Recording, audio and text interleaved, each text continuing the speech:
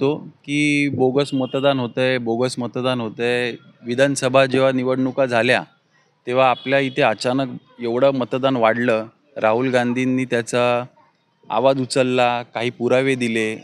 आता स्थानिक स्वराज्य संस्थेच्या निवडणुका या तोंडावर आलेल्या आहेत आणि फक्त एका कुर्ला तालुक्यामध्ये ही साहेब एवढी नावं आहेत, ही बघा, ही एवढी बोगस नावं आहेत. ही डबल ना हे 1400-1500 हीच नावं आहेत. हा रेकॉर्ड फक्त कुर्ला तालुक्याचा आहे. अख्ख्या मुंबईमध्ये काय होत असेल, म्हणजे हा लोकांना मूर्ख बनवण्याचं काम हे राज्य सरकार करते. त्याचं निवेदन आपण निवडणूक आयोगाला दिलेलं आहे आणि त्याच्याबरोबर हे पुरावे सुद्धा आपण निवडणूक आयोगाला दिलेले आहेत. आता आम्हाला हे सांगायचं आहे की 1,500 मतदान एका तालुक्यामध्ये बोगस डबल नावं तुम्ही दिलेली आहेत आणि ह्याचा तुमच्याकडे पुरावा मी तुम्हाला देतो. हे पुराव्यासकट मी आपल्या निवडणूक आयोगाला दिलेले आहेत. माझे पक्षश्रेष्ठीसुद्धा ह्याच्यावर आवाज उचलत आहेत. आज बऱ्याच लोकांनी उद्धव ठाकरे साहेब असतील, जयंत पाटील साहेब असतील, शरद पवार साहेब असतील, आव्हाड साहेब असतील, आज सर्वांनी मिळून 2 दिवस इलेक्शन कमिशनकडे हा मुद्दा मांडलेला आहे. ह्याच्यावर इलेक्शन कमिशन काय तोडगा काढणार? मग तुम्ही निवडणुका घेता कशाला?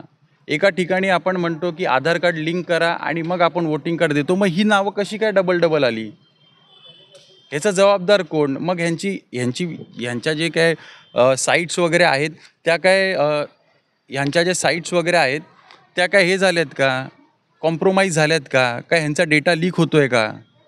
ह्यांची नावं अचानक वाढत आहेत कशी? ह्याचा खुलासा हा निवडणूक आयोगाने करावा लागेल.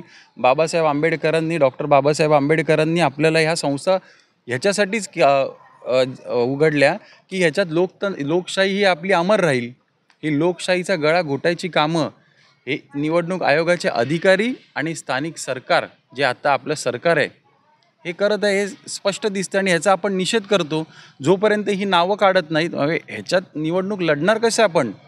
जर ही 1400 नावं एकटी एका कुर्ला तालुक्यामध्ये आहेत, मग ही नावं जोपर्यंत वगळणार नाहीत, ही नावं जोपर्यंत काढणार नाहीत, तोपर्यंत इलेक्शन कसं काय होऊ शकतं?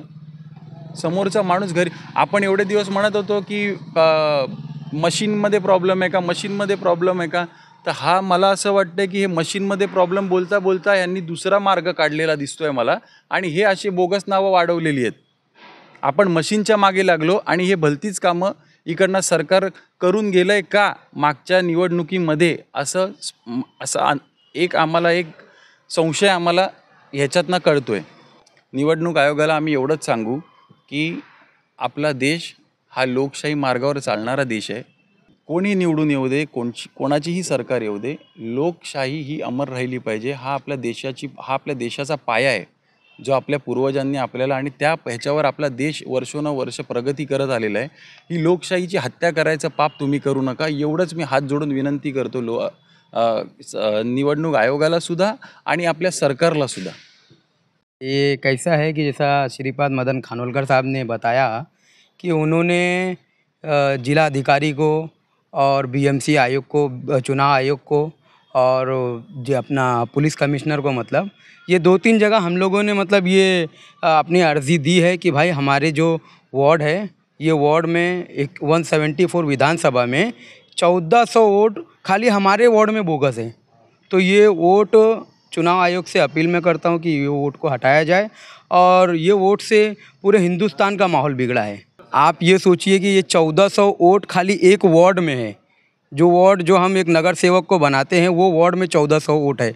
ऐसे एमएलए में 14,000 होंगे, एमपी में 14 लाख होंगे या 1 लाख होंगे, 1.5 लाख होंगे. तो उसका अंदाज़ा तो ये बीजेपी को मालूम है.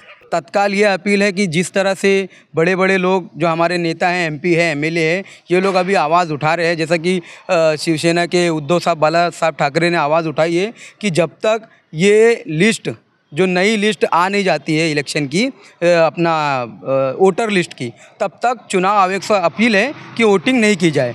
तो मैं चुनाव आयोग से ये अपील करूँगा कि उनकी बात को रखा जाए और ये बहुत गंभीर आरोप है. मेरा नाम खान मोहम्मद अलकमा है. मैं कुर्ला कुरैशी नगर में रहता हूँ और मैं चुनाव आयोग से ये अपील करूँगा कि वो इस पर ध्यान दें.